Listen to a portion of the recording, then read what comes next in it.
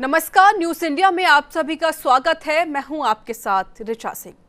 उत्तराखंड में अब 2022 की विधानसभा चुनाव में कुछ ही महीने शेष बचे हुए हैं और ऐसे में जहां तमाम राजनीतिक दल चुनावी मैदान में हैं, तो वहीं कांग्रेस के लिए इस समय कद्दावर नेता डॉक्टर इंदिरा हृदयेश का यूं चले जाना किसी बड़ी क्षति से कम नहीं है और इससे नियति की मार ही कहेंगे कि अपने जिन क्षत्रपों के दम पर कांग्रेस विधानसभा चुनाव की तैयारी कर रही थी, उनमें से एक क्षत्रप इंदिरा हृदयेश नहीं रही हैं और अब कांग्रेस की पूरी चुनावी सियासत पूर्व मुख्यमंत्री हरीश रावत और कांग्रेस अध्यक्ष प्रीतम सिंह पर केंद्रित हो गई है और ऐसी संभावना है कि कांग्रेस आलाकमान अब राज्य में हरीश रावत का सादा उपयोग करेगा।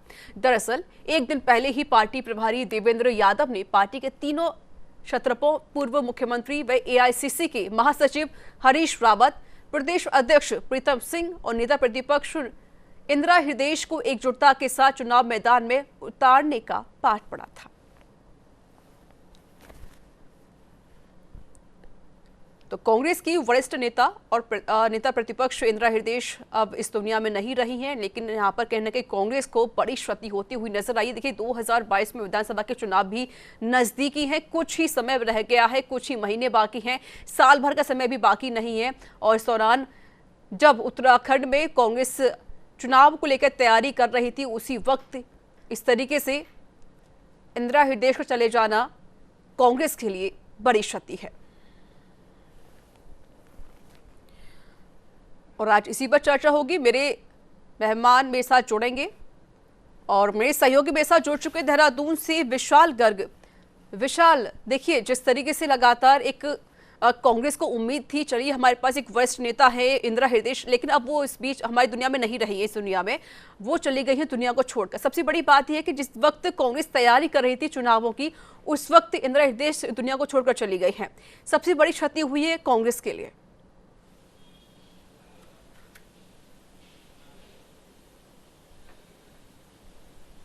और बिल्कुल ऋचा, एक बड़ी क्षति है क्योंकि इंदिरा हृदयेश जी का ऐसे चले जाना कहीं ना कहीं कांग्रेस परिवार में, क्योंकि एक टूट का जिस तरह से हम देख रहे हैं, क्योंकि बड़ी नेता थी कांग्रेस की और जिस तरह से सूझबूझ के साथ अपनी चीज़ों को संभालती रही हैं वो, और जिस तरह से क्योंकि केंद्र से भी लगातार उनका समन्वय बना रहता था, और जिस तरह से अब क्योंकि कांग्रेस एक चुनावी मोड में आ चुकी थी और अब अपनी जो रणनीतियाँ हैं उनको तैयार उन्होंने करना शुरू कर दिया था और इसी कड़ी में उन्होंने एक दिल्ली में बैठक भी बुलाई थी जिसमें कांग्रेस के वरिष्ठ जो नेता थे उनको दिल्ली बुलाया गया था और ऐसे में सभी की पार्टी से बातचीत भी चल रही थी, किस तरह से क्या कुछ अब आगे की रणनीति अपनानी है और किस तरह से प्रदेश भर में अपने मोर्चे संभालने हैं, किस तरह से आप कुमाऊं में और गढ़वाल में आप समन्वय बनाएंगे और किस तरह से आगे की जो रणनीतियां हैं उसको स्थापित करेंगे। तो उसको लेकर के तमाम चर्चाएं पार्टी में होनी शुरू हो गई थी, लेकिन ऐसी बीच क्योंकि ऐसी खबर आ जाना, ऐसे में नेता प्रतिपक्ष इंदिरा हृदयेश जी का चले जाना, तो कहीं ना कहीं पार्टी को कमजोरी जरूर मिलेगी ऐसे में, क्योंकि हरीश रावत जी और नेता प्रतिपक्ष इंदिरा हृदयेश दो बड़े ऐसे चेहरे थे कांग्रेस पार्टी के लिए जो कि कांग्रेस की रीढ़ की हड्डी कहे जाते थे। अब क्योंकि जिस तरह से अब नेता प्रतिपक्ष जी का चले जाना और ऐसे में हरीश रावत के ऊपर जिम्मेदारी है, ऐसे में प्रदेश अध्यक्ष जो प्रीतम सिंह है वो भी अपनी जो जिम्मेदारियां हैं वो वहन तो करेंगे, लेकिन जिस तरह से हम देख रहे हैं कि एक जो सदन में चेहरा था, क्योंकि सदन का भी जिस तरह से हम देख रहे थे कि लगातार उन्होंने जो चीजें थी वो संभाली वहां पर, और अब एक बड़ा चेहरा जो कि खो दिया, तो कहीं ना कहीं दिक्कतों का सामना कांग्रेस को जरूर करना पड़ सकता है। ऋचा, बिल्कुल विशाल, जिस तरीके से दिल्ली में तैयारियां हो रही थी, भाई कैसे चुनाव लड़ना है, क्या कुछ स्ट्रैटेजी बनानी है। इंदिरा हृदयेश भी उस वक्त वहां पर मौजूद थी, लेकिन हार्ट अटैक के चलते उनका रविवार को निधन हो गया। एक बड़ी क्षति हुई कांग्रेस के लिए। फिलहाल अभी जिस तरीके से जो पद खाली हो गया है उसको लेकर भी क्या कुछ बातें सामने आ रही हैं और जो प्रतिनिधित्व है वो कौन संभालेगा, ऐसी क्या कोई जानकारी आपके पास?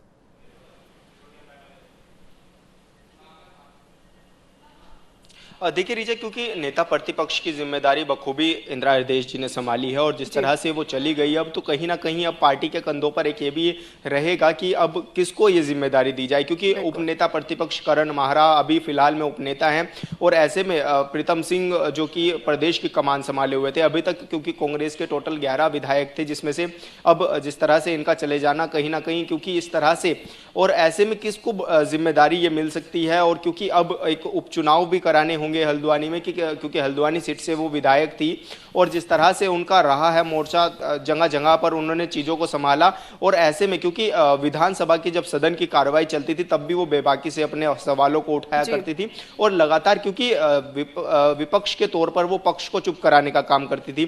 तो ऐसे में क्योंकि इतनी बड़ी महत्वपूर्ण जिम्मेदारी अब कौन ले सकता है, ये तो चर्चा का विषय बना ही है। लेकिन ये तो क्योंकि आला कमान जो कांग्रेस की होगी वो इस पर मंथन करेगी कि किसको ये चेहरा दिया जा सकता है। फिलहाल इस पर अभी मंथन नहीं हो सका है और मेरे साथ जुड़ चुके हैं पॉलिटिकल एक्सपर्ट हैं जय सिंह रावत। जय जी, स्वागत है आपका न्यूज इंडिया में। हाँ, नमस्कार। देखिए सर, जिस तरीके से चुनाव तो आने वाले हैं विधानसभा के 2022 में उत्तराखंड में, सबसे बड़ी बात यह है कि कांग्रेस जिस वक्त तैयारी कर रही थी जोरों शोरों पर, उस वक्त इंडिया हृदय चले जाना एक बहुत बड़ी क्षति हो गई कांग्रेस के लिए। क्या लगता है इस बार कांग्रेस किस तरीके से चुनाव लड़ सकती है, किस तरीके से अपनी स्ट्रैटेजी को तैयार कर सकती है चुनाव के लिए? देखिए, इंदिरा जी बिल्कुल काफी अनुभवी नेता थी और उनका जो संसदीय जो अनुभव था बहुत लंबा था। वो 40 साल से ज्यादा का उनका अनुभव था, जो शासन प्रशासन का अनुभव था जी। एक अनुभवी नेता का निधन तो किसी भी पार्टी की तो क्षति होती ही है, लेकिन इसकी चुनावी संभावनाओं पर कोई ज्यादा असर पड़ेगा मुझे लगता नहीं है। क्योंकि अगर ऐसा होता तो कब के इंदिरा जी को कांग्रेस ने पार्टी का प्रदेश अध्यक्ष बना लिया होता। इतनी सीनियर लीडर थी, मुख्यमंत्री बना दिया होता तो हमेशा वो तिवारी जी के साथ भी नंबर 2 रही, उसके बाद हरीश रावत उनके साथ नंबर 2 रही, विजय बहुगुणा के साथ नंबर 2 रही। तो अनुभव उनका बहुत लंबा था, लेकिन उसके बावजूद मुख्यमंत्री नहीं बनाया गया उनका। तो ये समझ सकते हैं आप कि उनका अनुभव, उनके अनुभव का तो असली बात है वो कांग्रेस को मिलता था। और खासकर जब ये समझिए कि 2016 में जब यहाँ असाधारण स्थिति पैदा हो गई थी, कांग्रेस के 9 लोग बागी हो गए थे जी। सरकार गिरी गई थी, राष्ट्रपति शासन लग गया था, तो उस समय जो है काफी इंदिरा जी का जो अनुभव है तो हरीश रावत के काम आया। तो वो तो है, लेकिन जहां तक होगा चुनावी संभावना पर मुझे लगता नहीं कि बहुत ज्यादा असर पड़ेगा।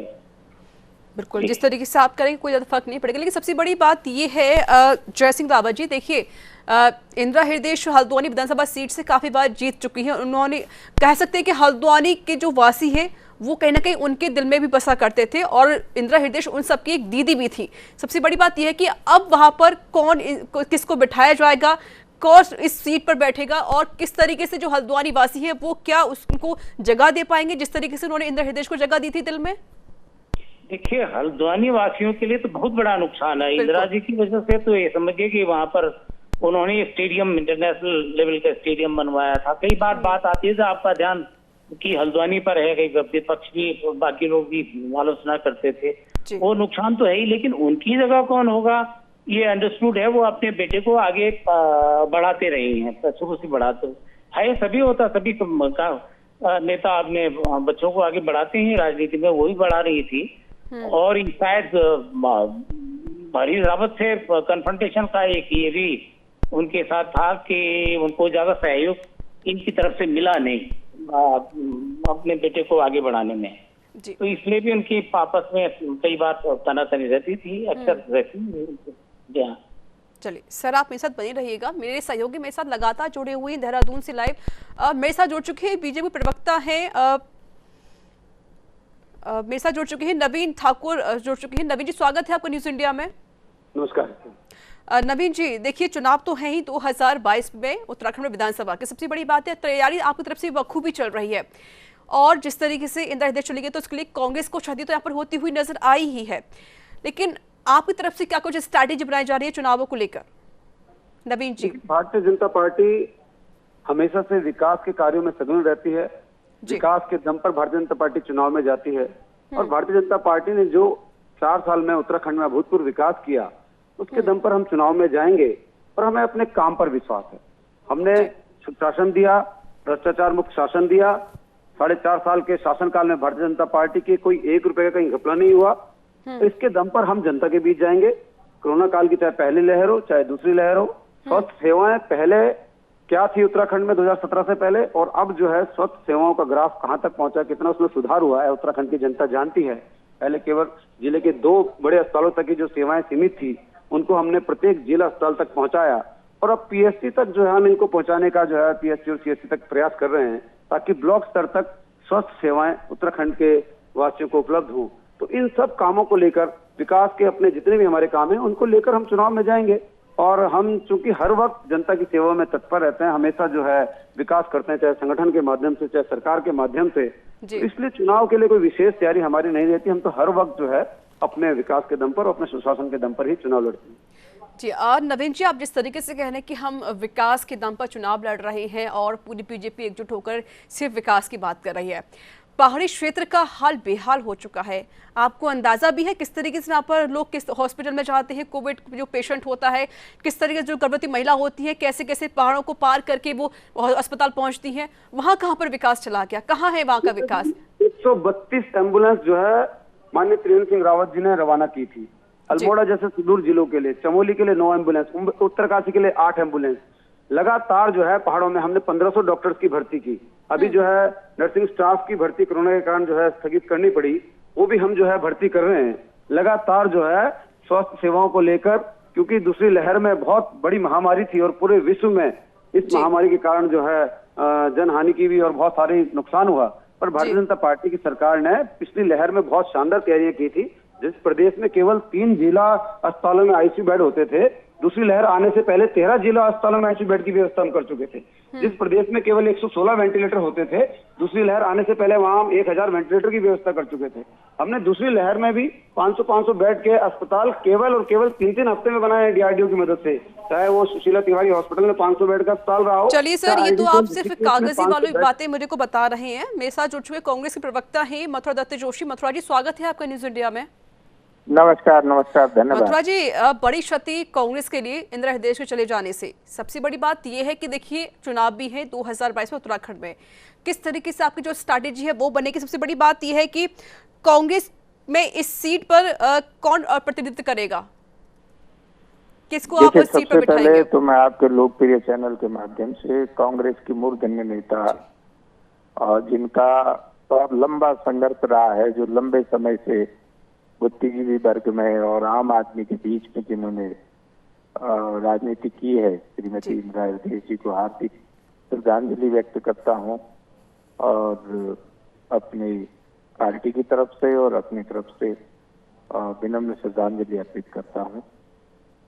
निश्चित रूप से आपने कहा कि इंदिरा जी के जाने से कांग्रेस पार्टी को ही नहीं, ये उत्तराखंड की राजनीति को बहुत बड़ा नुकसान हुआ है। बड़ा वैक्यूम उत्तराखंड की पॉलिटिक्स में आ गया है, चाहे पक्ष और विपक्ष की राजनीति हो, उसमें निश्चित रूप से खालीपन आ गया है और उसका बहुत बड़ा नुकसान हुआ है। और कांग्रेस को तो नुकसान हुआ ही है, प्रदेश की जो संसदीय राजनीति है उसको बहुत बड़ा नुकसान है, और वो खामियाजा शायद हम उसको भर नहीं पाएंगे। उसकी कमी को भर पाना हम सब के लिए बड़ा कठिन होगा।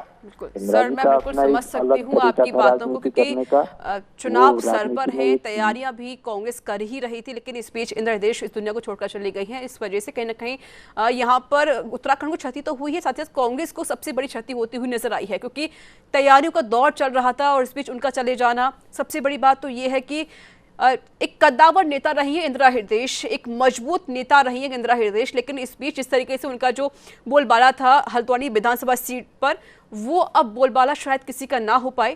फिलहाल किस तरीके से तरफ से बात कही जा रही, कौन उस पर अब बैठ सकता है, किसको आप मैदान में उतार सकते हैं इंदिरा हृदय की जगह? देखिए, ये तय करने का काम पार्टी हाईकमान को होता है। पार्टी हाईकमान जिसको भी आदेश करेगा वो व्यक्ति मैदान में उतरेगा, वो उनका प्रतिनिधित्व करेगा। बहुत लोग हैं प्रतिनिधित्व करने के लिए, उनके परिवार से भी हैं, अन्य से भी हैं, लेकिन ये तय अभी क्योंकि अभी एक दिन इंदिरा जी की मृत्यु का हुआ है और अभी कुछ भी कह पाना बहुत जल्दीबाजी होगी, और उसमें मैं समझता हूँ कि अभी हम इन चीजों में न उलझें।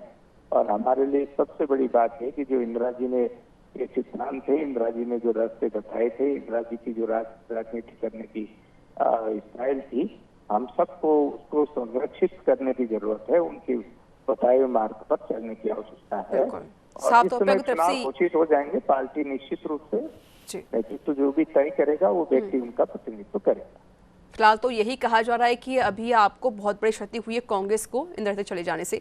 मेरे साथ पॉलिटिकल एक्सपर्ट लगातार जुड़े हुए हैं जय सिंह रावत जी। जय सिंह रावत जी, आपने कहा था कि कांग्रेस को कोई क्षति नहीं हुई, कांग्रेस को कोई ज़्यादा नुकसान नहीं हुआ है, लेकिन जिस तरीके से आपने खुद सुना मथुरा दत्त जोशी जी को, उन्होंने कहा कि हमें बहुत बड़ी क्षति हुई है, क्योंकि जिस तरीके से उनका जो बोलबाला था, उनका जो जिस तरीके से बोलने का तरीका था, जिस तरीके से विपक्ष को वो चुप करा दिया करती थी, लेकिन वो कमी हमेशा खलती रहेगी कांग्रेस को।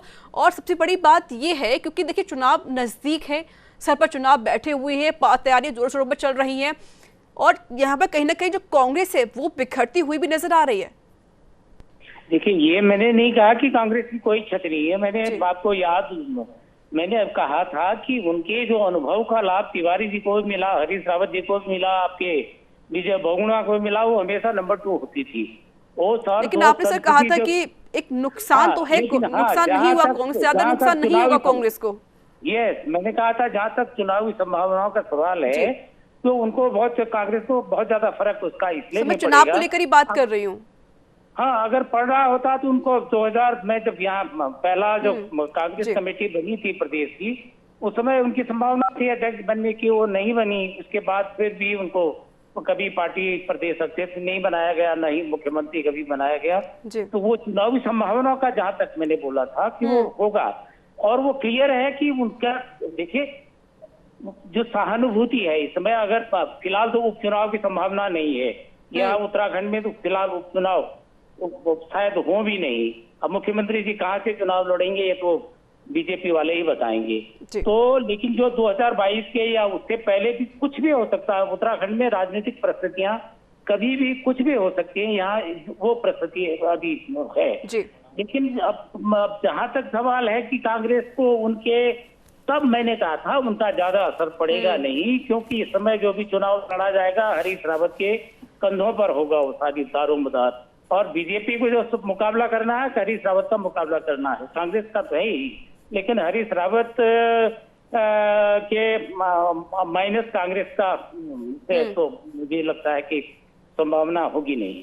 चलिए, ये बने रहिए आप मेरे साथ लगातार जुड़े हुए प्रदेश प्रवक्ता हैं बीजेपी के नवीन ठाकुर। नवीन जी, देखिए चुनाव तो है ही, सबसे बड़ी बात यह है कि कहीं ना कहीं जो इंदिरा हृदय है वो भी आपके सामने खड़ी हुई थी बीजेपी के सामने, क्योंकि बहुत कद्दावर नेता हैं, एक उनका बोलने का तरीका बहुत ज़्यादा एक ऐसा होता है कि वो हर किसी को चुप भी करा दिया करती थी और सटीक भी बोला करती थी। अब आप मुझे बताइए कि अब आप वहाँ से किसको उतारेंगे, क्योंकि अभी देखिए कांग्रेस तरफ से कुछ क्लियर नहीं हुआ है वो किसको वहाँ से उतारेंगे, लेकिन आपकी तरफ से क्या कुछ रणनीति बनाई जा रही है हल्द्वानी विधानसभा सीट से? देखिए, अभी ऐसा कुछ नहीं है। सबसे पहले तो आपके लोकप्रिय चैनल के माध्यम से आदरणीय हृदय जी को मैं श्रद्धांजलि अर्पित करता हूँ। जैसे जी ने भी कहा कि केवल कांग्रेस को ही नुकसान नहीं हुआ, भारतीय जनता पार्टी के भी बहुत से वरिष्ठ नेता उनसे सलाह मशवरा करते थे, उनको अपनी बड़ी बहन की तरह मानते थे, और संसदीय नुकसान जो हुआ, इस राजनीति को जो नुकसान हुआ उसकी जो है सच में भरपाई करना बहुत मुश्किल होगा। वो वरिष्ठ नेता और हमेशा जो है एक मजबूत विपक्ष के रूप में उन्होंने लोगों को जगाने का, सरकार को जगाने का काम किया। तो ऐसी कोई रणनीति भारतीय जनता पार्टी की नहीं है कि वो हल्द्वानी के चुनाव को लेके, ऐसा चुनाव का कोई हमारे रणनीतिकारों ने भी कोई ऐसा तय नहीं किया है। समय आने पर जो भी जो है पार्टी संगठन निर्णय लेगा उसके हिसाब से जो है वहाँ पे प्रत्याशी उतारा जाएगा। बिल्कुल। चलिए, विशाल मेरे साथ में सहयोगी बने हुए हैं देहरादून से लाइव। विशाल, देखिए मेरे साथ भी जो कांग्रेस प्रवक्ता उन्होंने कहा था कि फिलहाल हमने कोई तैयारी नहीं की, हमने कोई नहीं सोचा है कि हम किसको मैदान उतारेंगे। क्या आपने किसी और नेता से, किसी कांग्रेस नेता से बातचीत करने की कोशिश की है कि जो हल्द्वानी विधानसभा सीट खाली हुई है वहां पर किसी और को काबिज किया जाए? ऐसी कोई जानकारी आपके पास? विशाल?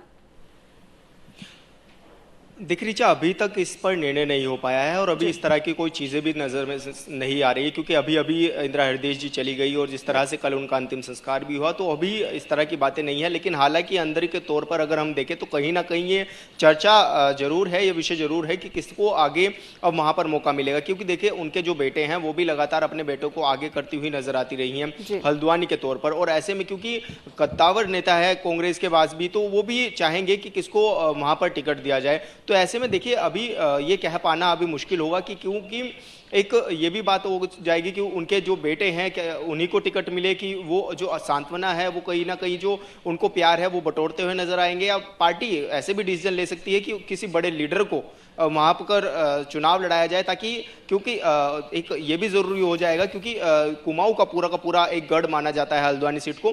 तो ऐसे में उनके सामने ये भी चुनौती रहेगी कि किस तरह से समन्वय बना रहे और किस तरह से चीज़ों को निखार करके सामने रखना है।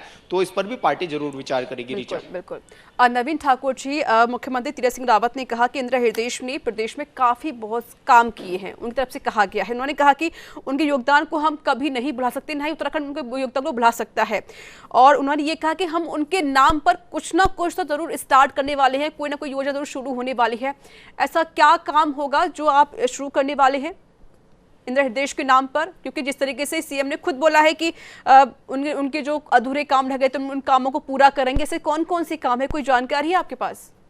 नवीन जी, माननीय मुख्यमंत्री जी ने उनको सम्मान दिया और उनके सम्मान में हम जो उनको सच्ची श्रद्धांजलि यही होगी हमारी पार्टी की तरफ से कि उनके नाम से कोई बड़ी परियोजना का जो है हम यहाँ पे नामकरण करें आने वाले समय में। तो ये भी माननीय मुख्यमंत्री जी के जहन में होगा। कल ही उन्होंने बयान दिया है, तो संगठन स्तर पे भी कोई इस विषय को लेकर चर्चा नहीं हुई। माननीय मुख्यमंत्री जी ने जो कहा वो निश्चित रूप से उसको करेंगे और ये हमारी पार्टी और संगठन की तरफ से आदरणीय इंदिरा हृदयेश जी को एक छोटी सी श्रद्धांजलि होगी। जी, चलिए, आपकी तरफ से एक श्रद्धांजलि यहाँ पर अर्पित की जाएगी। मेरे साथ लगातार जुड़े हुए मथुरा दत्त जोशी। मथुरा जी, जिस तरीके से खुद मुख्यमंत्री ने कहा है कि हम उनके नाम पर कुछ योजना शुरू करने जा रहे हैं, हम कुछ काम करेंगे जो इंदिरा हृदयेश के नाम पर हो, क्योंकि जिस तरीके से उन्होंने उत्तराखंड में काम किए हैं इसको कभी नहीं भुलाया जा सकता है। क्या आप स्वागत करते हैं? निश्चित रूप से, जैसा मैंने कहा कि इंदिरा जी का की राजनीति में पूर्ण योगदान रहा है जी। मंत्री रहते हुए उन्होंने बहुत काम किए, दोनों कार्यकाल में उनका अच्छा प्रदर्शन रहा। उनकी प्रशासनिक क्षमता का लोग लोहा मानते थे। संसदीय परंपरा की वो मर्मज्ञ थी, संसदीय ज्ञान उनको अद्भुत संसदीय ज्ञान था उनका, वो मूर्धन्य विद्वान थी। और मुख्यमंत्री जी ने ये बात कही है तो निश्चित रूप से स्वागत योग्य बात है। चाहे पक्ष का व्यक्ति हो, विपक्ष का व्यक्ति हो, अगर नेता प्रतिपक्ष के सम्मान में माननीय मुख्यमंत्री जी की तरफ से कोई घोषणा होती है तो उनकी याद में कोई कार्यक्रम चलाने की बात या किसी संस्थान के नामकरण की बात है तो निश्चित रूप से उसका स्वागत किया जाना चाहिए और राजनीति में इस परंपरा को निश्चित रूप से आगे बढ़ाना चाहिए। और हम तो ये कहते हैं कि जितने भी हमारे चाहे सामाजिक क्षेत्र के लोग हैं, चाहे राजनीतिक क्षेत्र के लोग हैं, जिनका इस राज्य को बनाने में योगदान रहा, जिनका इस राज्य के निर्माण के बाद राजनीतिक क्षेत्र में जिनका योगदान रहा, चाहे वो मंत्री पद पर रहे हों, चाहे वो प्रशासनिक पद पर रहे हों, चाहे वो हमारे पत्रकार बंधु हों, निश्चित रूप से उनकी स्मृति में कुछ न कुछ कार्यक्रम या कुछ न कुछ संस्थान उनकी स्मृति में बनने चाहिए। ये एक स्वस्थ परंपरा होगी और ऐसी परंपराओं को कायम रखना चाहिए, उसको आगे बढ़ाना चाहिए। और ये राजनीतिक दलगत राजनीतिक भावनाओं से ऊपर उठकर उनके सम्मान में अगर काम करने की बात मुख्यमंत्री जी ने कही है तो निश्चित रूप से उसका स्वागत किया जाए। बिल्कुल। चलिए, पॉलिटिकल एक्सपर्ट मेरे साथ लगातार जुड़े हुए हैं जय सिंह रावत। जय सिंह जी, देखिए, सबसे बड़ी बात यह है, अच्छी बात है कि कहीं ना कहीं बीजेपी की बात सामने आ रही है कि चलिए हम इंदिरा हृदयेश ने बहुत ज़्यादा काम किया है, उनका योगदान कभी भुलाया नहीं जा सकता है। और एक सही बात भी है ये, उनकी तरफ से कहा जा रहा है कि हम कोई ना कोई जो योजना है वो शुरू करेंगे, उनके जो अधूरे सपने थे उन अधूरे सपनों को पूरा करेंगे। क्या आप इस चीज़ का स्वागत करते हैं? ऐसा तो नहीं है कहीं ने बीजेपी इमोशनल कार्ड तो नहीं खेल रही है, ऐसा कुछ नहीं? अगर ऐसा किया जाता है तो बहुत अच्छी परंपरा होगी। देखिए, राजनीतिक दल है, एक दूसरे की आलोचना करते हैं, वो करते ही रहते हैं उसके बाद, लेकिन योगदान तो होता ही है। इंदिरा जी का जो योगदान रहा है शुरू से रहा है यहाँ पर विधान परिषद से लेके आपका उत्तराखंड में कैबिनेट से लेके जो रहा है, उनका तो योगदान तो निश्चित रूप से रहा है।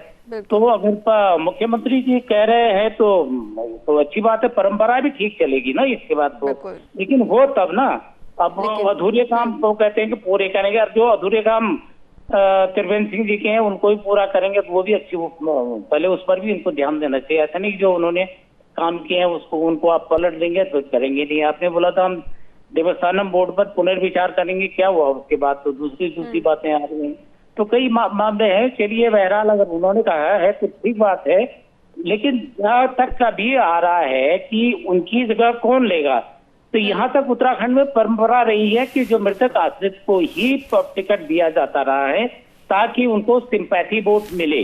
शुरू से लेके अभी तक जितने चाहे इनका त्रिपाठी जी का हो, चाहे क्या कहते हैं ममता राकेश बनी है, और मैंने कई लोग अभी रिसेंटली अभी ये महेश जीना बने हैं। तो उपचुनाव का मैंने आपसे कह दिया, उपचुनाव की फिलहाल उत्तराखंड में कोई संभावना नहीं है। मुख्यमंत्री जी कहाँ से लड़ेंगे ये मैं नहीं जानता, लेकिन आगे जो 2022 या उससे पहले अगर चुनाव हो गया तो जहां तक मुझे उम्मीद है कि उनके बेटे को कांग्रेस करेगी, क्योंकि उसकी संभावना जीत की ज्यादा रहेगी। दूसरा, उनकी जो कौन लीडर ऑफ अपोजिशन बनेगा अभी फॉर द टाइम बिंग, तो ये तो कांग्रेस के मेजोरिटी जो थी विधायकों की, कई लोग एक बार लिख के दे भी गए थे कि भाई करण मेहरा को ही उसको बना दिया जाए। तो ये वाली बात है, मुझे लगता है उसमें भी कोई कंफ्यूजन होने वाला नहीं। करण मेहरा ही जो डिप्टी लीडर है उसके कांग्रेस के विधानसभा में, तो उनकी संभावना ज्यादा है कि वो तो बनेंगे। और टिकट भी जो है आगे जो जनरल इलेक्शन होगा, चाहे वो 2022 में होता है या 2022 में होता है, संभावना यहाँ तो देखिए उत्तराखंड में असाधारण परिस्थितियां जयसिंह जी, माफी चाहती हूँ, समय की बहुत कमी है। बहुत बहुत शुक्रिया आपका जयसिंह रावत जी, मथुरा दत्ती जोशी का बहुत बहुत शुक्रिया, नवीन ठाकुर बहुत बहुत शुक्रिया आपका, विशाल आपका बहुत बहुत शुक्रिया। तो देखिए 2022 में चुनाव आने वाले उत्तराखंड में विधानसभा की सबसे बड़ी बात है कि जब से इंदिरा हृदय की सीट खाली हो गई है, हल्द्वानी विधानसभा सीट, उस सीट पर कौन बिराजेगा इसको लेकर भी कई सवाल यहाँ पर खड़े हुए। हालांकि जो कांग्रेस के नेता है इन सवालों से फिलहाल वो बचते हुए नजर आए हैं, उन्होंने इस पर कोई जवाब नहीं दिया। उन्होंने कहा कि वक्त आने पर यहाँ पर नाम भी घोषित कर दिया जाएगा। तो इसी के साथ इस रिपोर्ट में इतना ही। देश दुनिया की तमाम खबरों के लिए देखते रहिए न्यूज़ इंडिया। नमस्कार।